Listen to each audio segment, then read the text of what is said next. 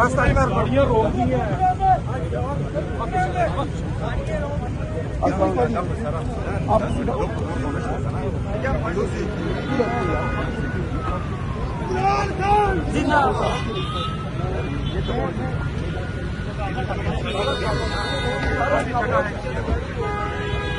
इमरान तेरे जानिसा, इमरान तेरे जानिसा।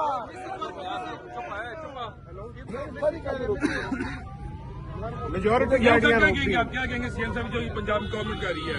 देखिए बार बार रोक रहे हैं, बार बार रोक रहे हैं, गाड़ियों को रोक रहे हैं। ये तो कोई हम आराम से आ रहे हैं मौजूद तरीके से। थोड़ी सी मजहब बंदा जो है तहजीब भी सीख ले अच्छा होता है। ये क्या इंसानियत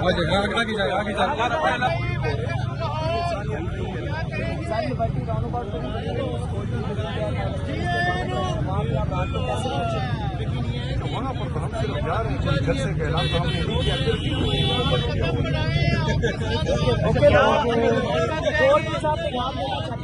क्या अभी जमान पर चलते पहले जाएंगे? कहाँ जाएंगे? जमान पार जाएंगे। इमरान खान